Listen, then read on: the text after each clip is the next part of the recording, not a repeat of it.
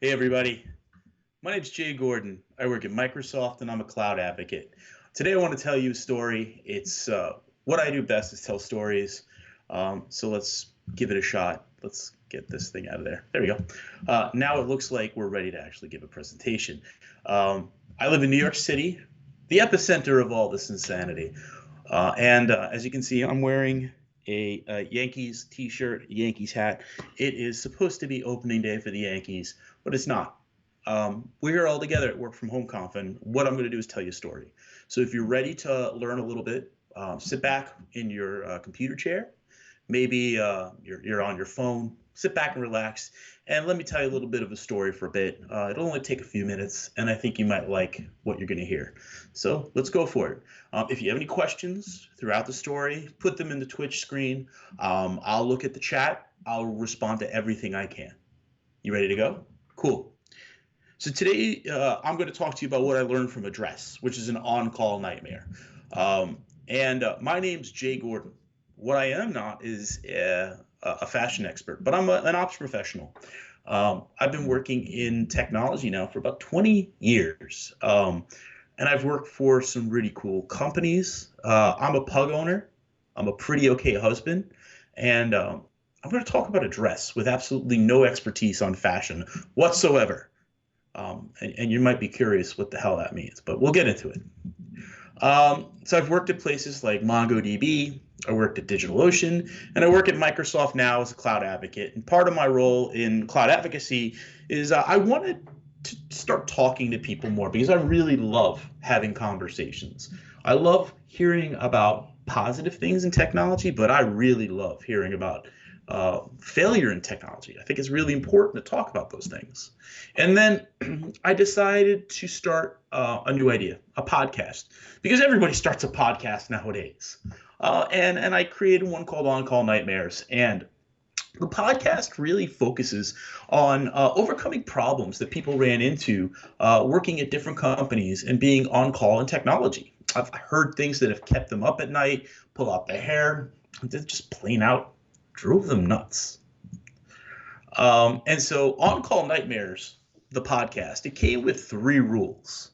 And the reason why I created a podcast with rules is that when you hear stories about massive failures from like senior system administrators who tried to run, say, like a bash script over a couple of hundred servers and ended up deleting most of their root partitions, these are things that are embarrassing.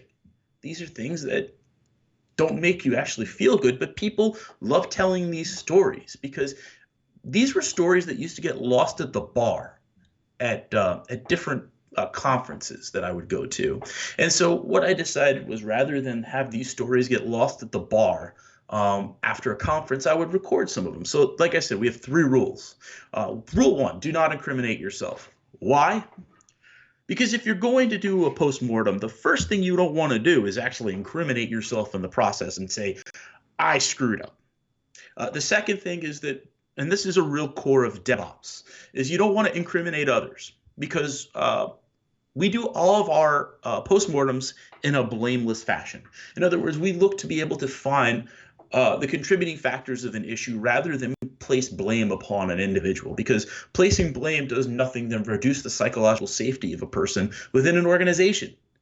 And in a postmortem, we want to create something that really helps everyone feel like we're able to find problem solving rather than blaming. And part 3, the third rule, is to help us learn, because this is a postmortem, and all the people that did these interviews.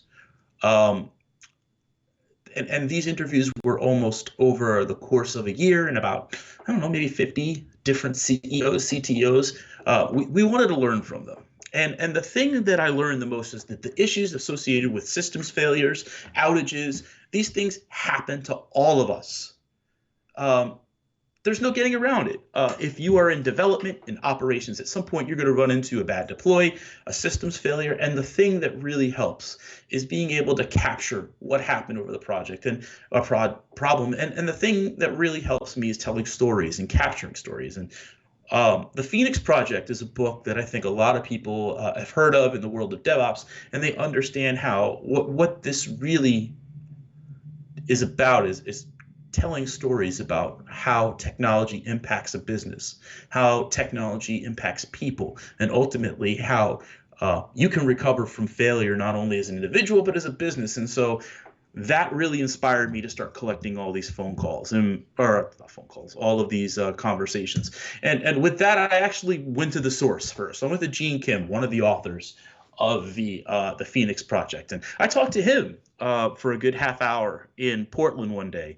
And he was one of the founders of the software Tripwire, security software, and I asked him about one of his most brutal nightmares in an on-call situation. And he said, it wasn't necessarily on-call, but it was being in a real-time situation where I watched failure occur and I had to figure out how to recover from that. And in that situation, it was him demoing a product in front of a customer and explaining how easy it was going to be, and it taking 62 clicks. And the user apologized to him about it taking so much. And he told me, that was a really hard piece of failure that he had to live with. The fact that something that he believed in so much took so much difficulty out of the user. And so he explained to me how his remediation was going back and working with the product team to make it simpler.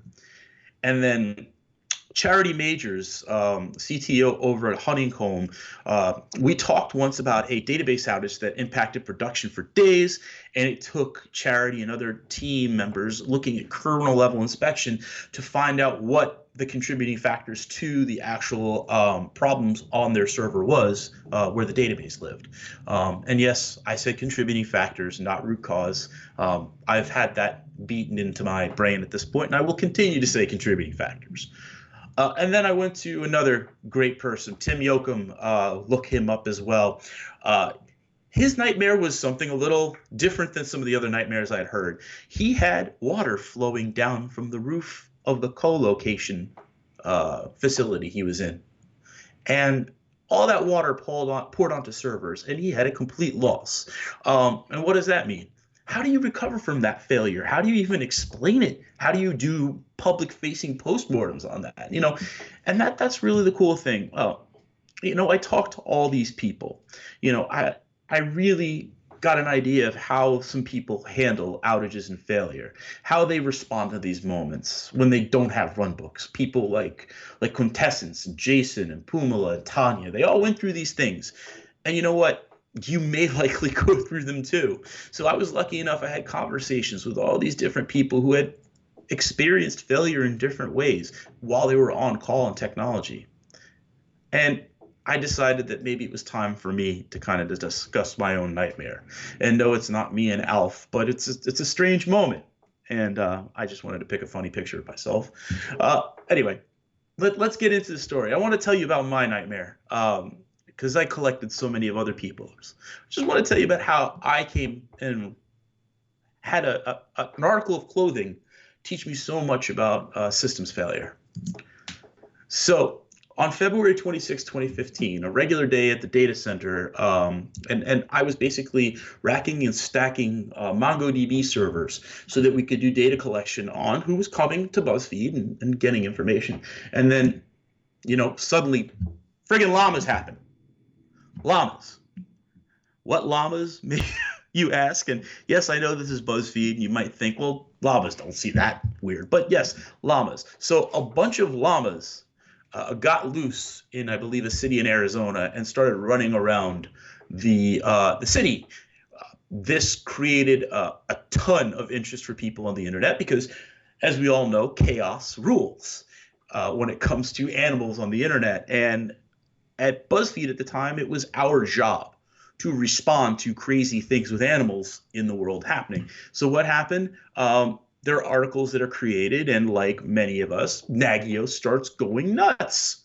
And I was on call that time. I grabbed my PC, jumped to the floor of the data center, and I noticed that the database was really hot. It was killing the web servers that just couldn't keep up with all the different database transactions. And we had memcache in between, but we were just getting so many different connections at the same time that it just started causing issues. So we did some remediations, we put some more servers into play and got things back up and running. And so what did I do? I did what anybody would do. Got back to my racking and stacking of servers and then went home. So back to the story, I go home. Around 8:30, my pager goes off again. And my wife asks, was this because of the dress?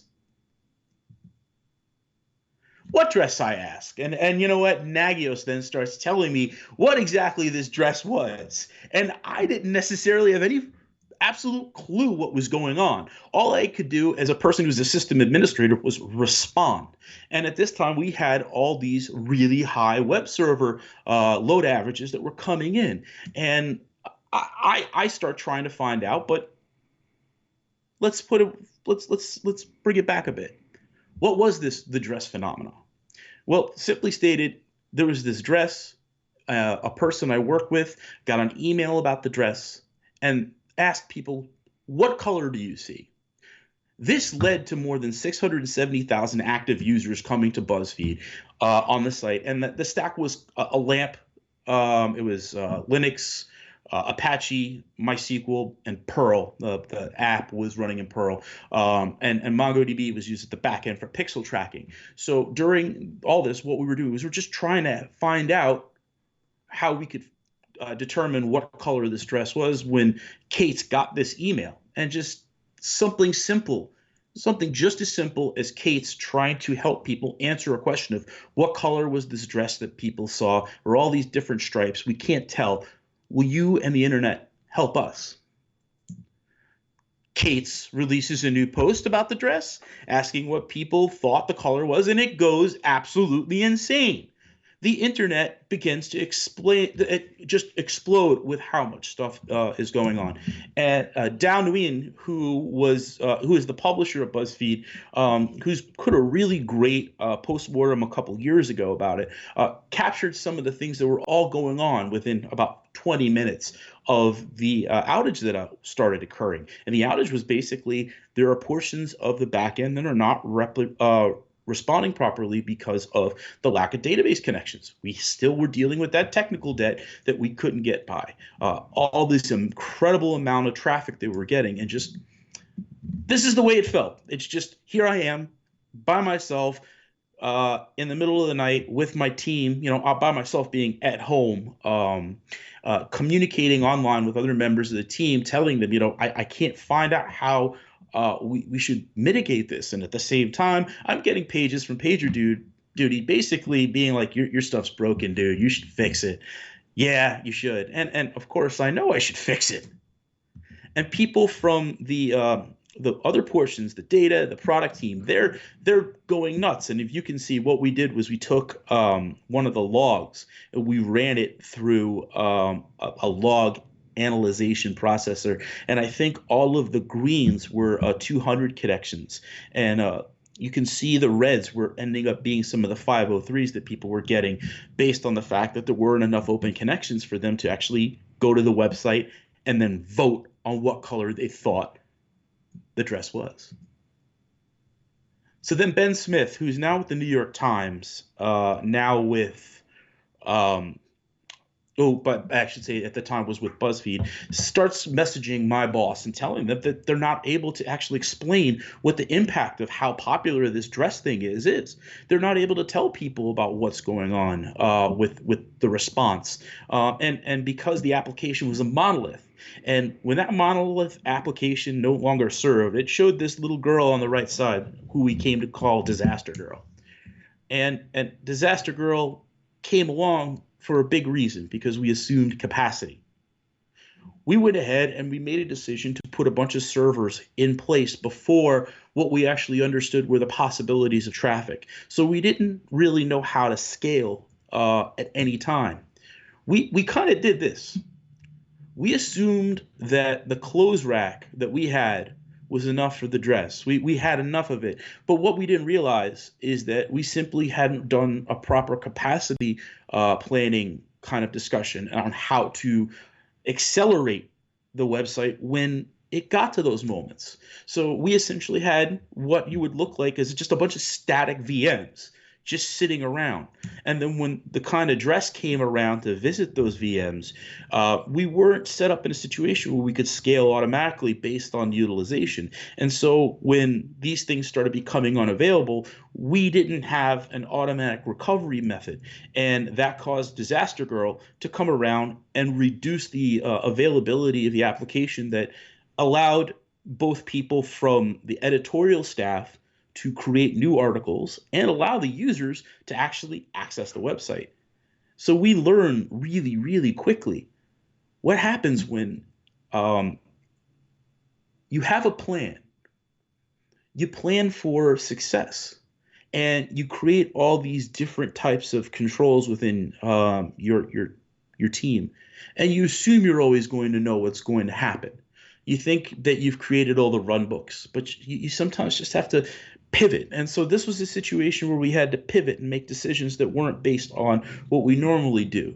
So I can't get into some of the real specifics of the changes that we made to the application, but we expanded some of the portions on the backside manually, and we're able to get everything on the back end back running. Database connections got back to normal, and the website was able to start producing new articles and also allowing people to vote on the color of the dress. And I think it ended up at some point near 10 million votes of what people thought the color was. And one of the things that came from this that I really appreciated was kind of a public postmortem that Downwind ended up doing, and I mentioned it before. And if you would like to read that, I really recommend you do. And it actually was one of my first public postmortems, working for a I guess, provider organization, and actually a postmortem that was meant for the community to tell them of what happened based on them being so interested in the content that we provided. And so I learned a big lesson. And that lesson is always be ready to restock and reassess when this season's hot style is unexpectedly in demand. And that really comes down to be ready to pivot on what your plan is. And I thought about what I would have pivoted on my plan if I had the opportunity. I probably would have worked with an auto-scaling solution. I probably would have looked for something that would have been a bit more automated rather than my team having to go in and add additional systems based on what we were dealing with. If it was a modern solution, and we're talking about 2018 to 2020, something like that, since this incident happened in 2015, I personally would have gone with something like a Kubernetes service where we would have started breaking apart different aspects of the website into different services and then having them able to be scaled up or out based on our need. But we couldn't do that. We weren't prepared. But you learn. And since then, they made lots of changes to their application with adding a lot more reliability and moving to containers. I've since moved on from BuzzFeed, and just talking with people there, I've learned a lot of interesting things where,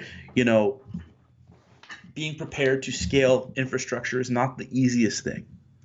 So when you're stuck in the moment, you can think about all the ways you could have done it, but the ways you actually did it in the moment, sometimes it can't be helped. It's what you're doing to keep the system alive and keep your customers or your users happy. So I'd love to hear more about your nightmares. Ask a question, share a nightmare, send me your story for the next podcast episode. I'd love to hear from you. oncallnightmares@gmail.com. And more than anything, thanks for watching. Stay safe. Wash your hands. Use social distancing, and just be sure to check in all those people that you care about. I'm going to check the chat room if you have any questions before we move on. Cool. I don't see any questions. So what I will do is tell you, please reach out to me on Twitter. It's @JDestro, just like on the bottom here, and I'll really would love to hear from you. This was super fun. Thanks a lot to James and everyone else from the team for putting this together, and hope to hear from you all very soon. Thank you so much. This has been an incredible experience to do from home, because this is the first time I get to do a talk in my bare feet. So Take care and be safe, everybody.